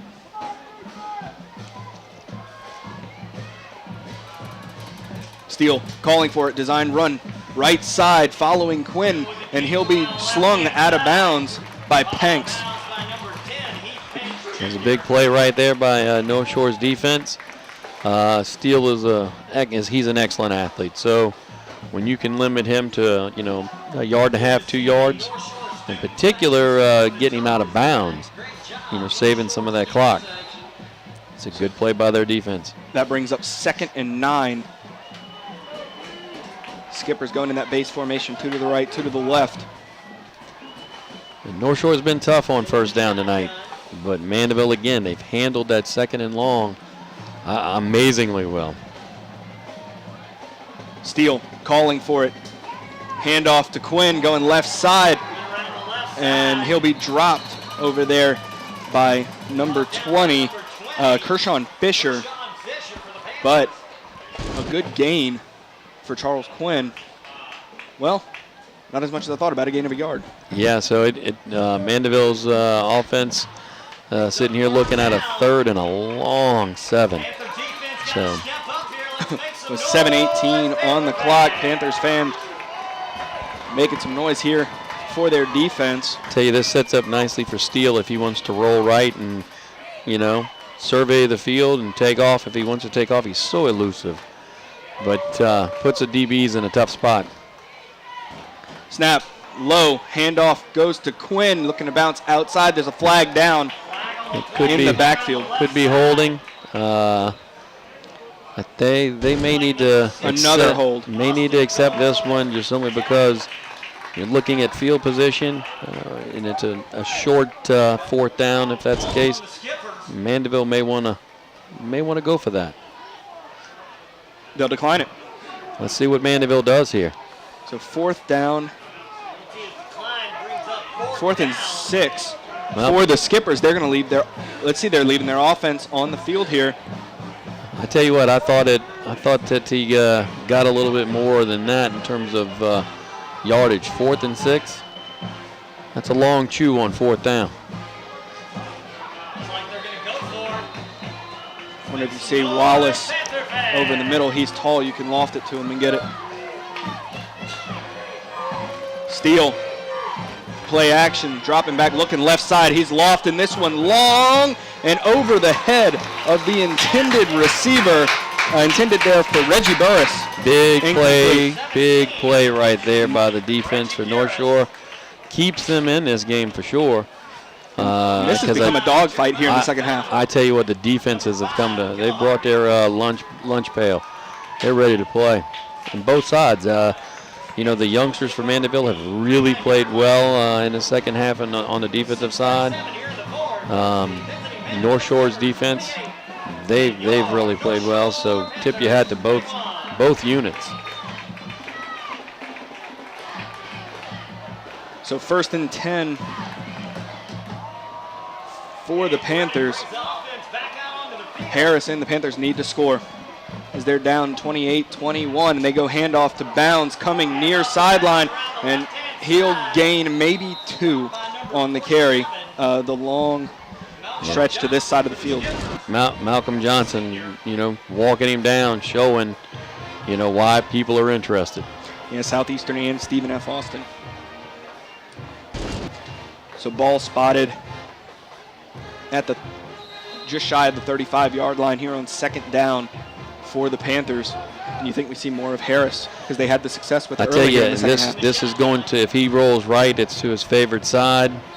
And they pitch, and we may have a false start. Maybe so. A drop step taken by an offensive lineman. Yeah, that's a little bit of a head start, and that's not allowed right there. So puts him in a tough spot.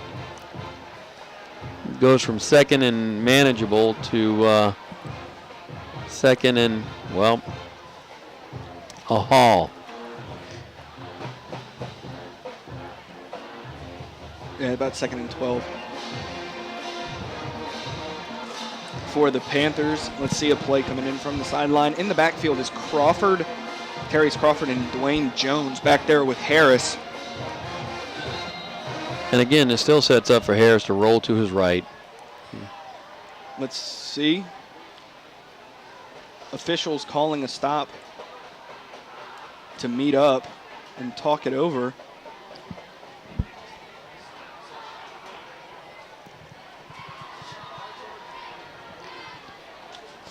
Now, they settled it.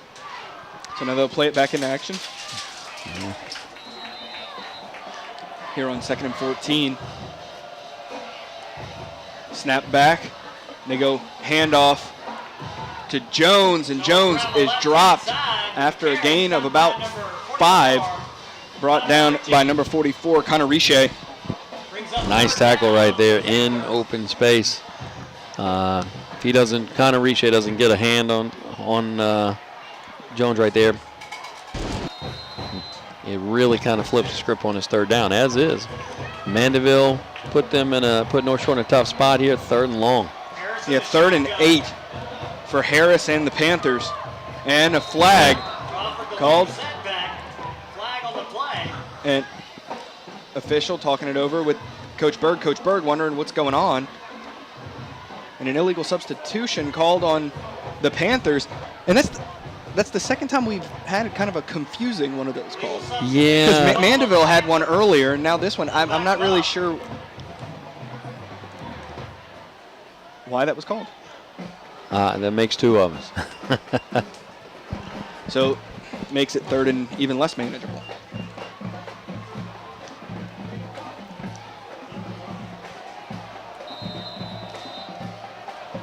This is a big play here for North Shore's offense. Mandeville's defense has played well on this series.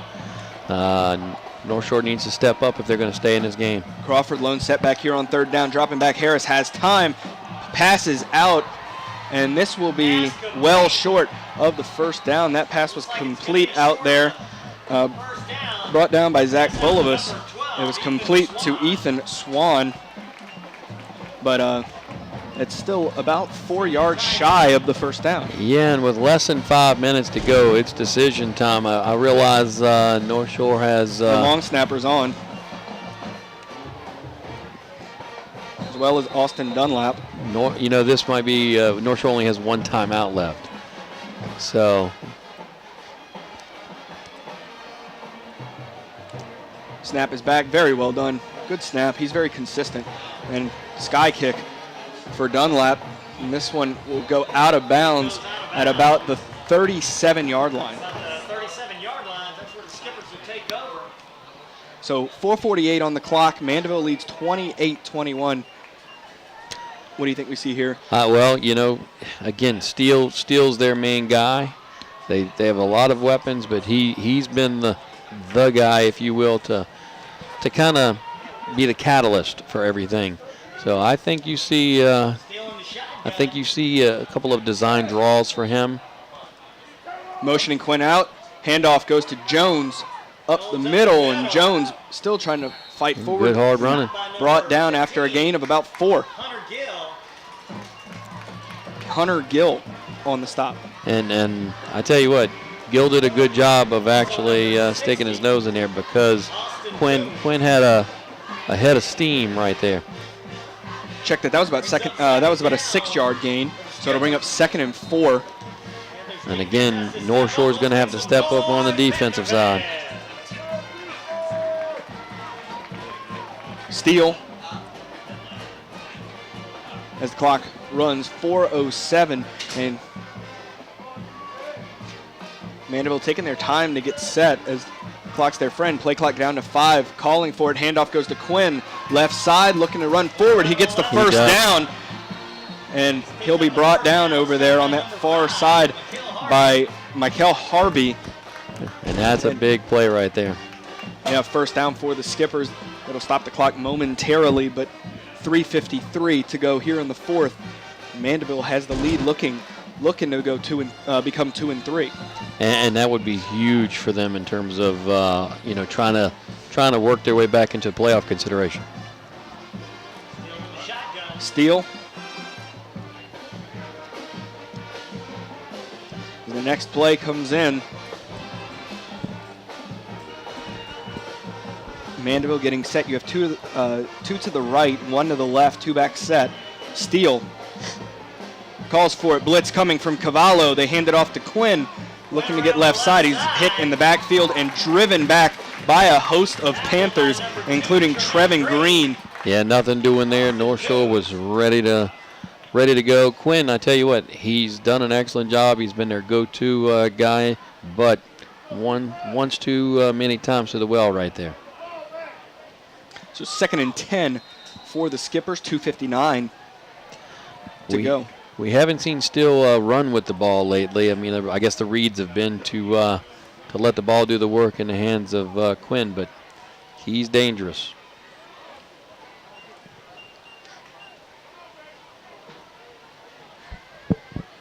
So 2nd and 10, Steele is taking his time, letting the play clock go, and the ball's on the ground, drops it. Oh, man, and it looked like Steele got on it right at the last second. He may have, but he may not. We'll see. Yep. It looks like he did. He got there quickly, but he had 2 North Shore players bearing down on it. That's big. That's a big play. And that'll drop him back to about the 40-yard line. 3rd and 17. 3rd and 17 for the Skippers. 2:07 on the clock as Mandeville just looks to chew up some time here. Play clock down to 13.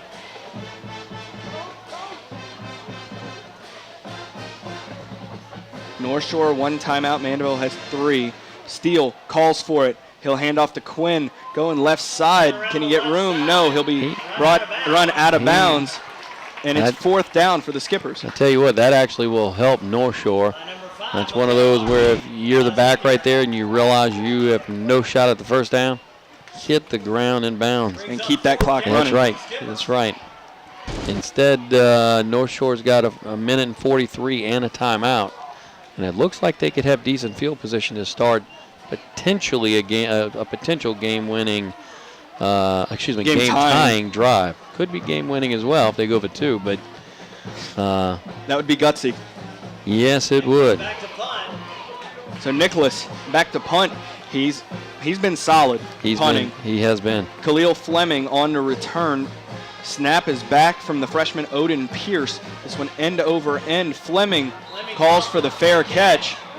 And North Shore will start this drive at the 26-yard line. Well, here it is. It all comes down to this. Harris has been great all year, and it's time for him to step up and handle his business. If he can do so, it's just one more. And again, I want to reiterate one more feather in his cap, and another reason that West Point wants him. 1st and 10 for the Panthers. Harris in the gun with bounds. To right, to left. Harris looking to pass. Right side. Pass is incomplete. Intended over there for Marcus Clay. Looks like a little quick out right there, but boy, I tell you what, North Shore had a guy down the middle that, Mandeville just released. That was Mystery Man. That mystery man could have made a huge play right there. Don't be surprised to see him go back to 13 as well, because Cade Fleetwood he did blow the top off the coverage earlier. 2nd and 10. Calling for it, looking downfield. It's a draw for Harris. Breaks one tackle, trying to spin out of another. He only gains about 4 there on that carry. Yeah, gutsy call right there. And they need to go up tempo. North Shore, less than 2-minute offense. They only have 1 timeout. Yeah, and it's 1:15 and counting. And it's 3rd and 5. Harris calling for it. Downfield pressure coming. Harris complete. Looks to be short of the chains. And they need to call it. They need to. This might be a discussion moment. The clock's still running. And it's 4th down and inches for the Panthers. They're taking time, a lot of time running off that clock. Calling for it. Harris, they give it to Bounds. He breaks free, gets the 1st down, and that'll stop the clock and move the chains. Yes, it will. 36 seconds left. North Shore needs to be set and ready to go when they blow the whistle.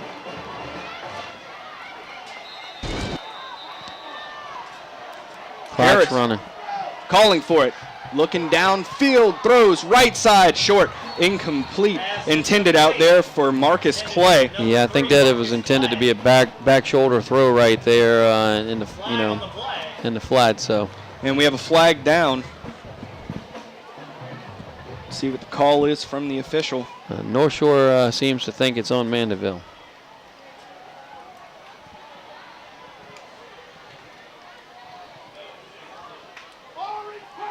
Holding.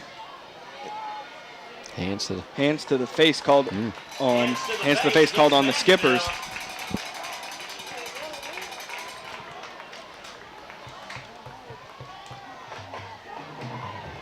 Substitutions coming in. Checking in is Swan for the Panthers. They'll mark this one off, and that will be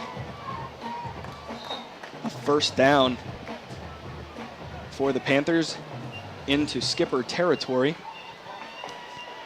28 seconds on the clock here in the 4th. If it's used efficiently, that can last quite a while, especially with a timeout in your pocket. Harris calls for it, low snap, rolling out to his left, looking downfield. He'll throw incomplete. It hit the ground before getting out there to Clay. Yeah, I tell you, bring it up was 2nd and 10. Good play design right there. A little naked bootleg, get him into space. Had his man, unfortunately short hopped him right there. So 2nd and 10 for the Panthers. 23 seconds remaining here in the 4th. Harris, Jones in the backfield. Harris calling for it, looking downfield, a mesh route run. It's complete down there to Clay. He needs to get out of bounds, and it looks like he's kept in, so the clock's still running. And Coach need to call a timeout. Coach Bird calls the timeout. So with 9 seconds remaining here in the 4th quarter, Mandeville leads 28-21. Yeah, I guess the question is what's going to happen here? What is Coach Bohr going to do? Is he going to bring in 6'6" quarterback, Mike Benedict to throw the ball as deep as he can and maybe put Harris out? When I say out in a route. Out running a vertical. And try to get it to him. 9 seconds.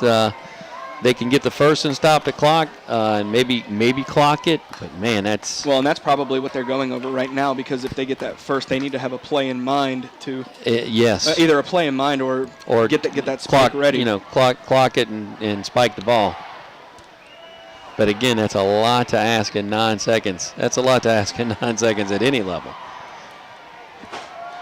So 3rd and 4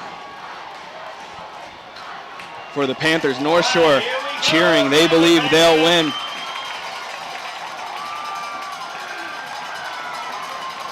Two to the right, two to the left. Harris getting everybody set.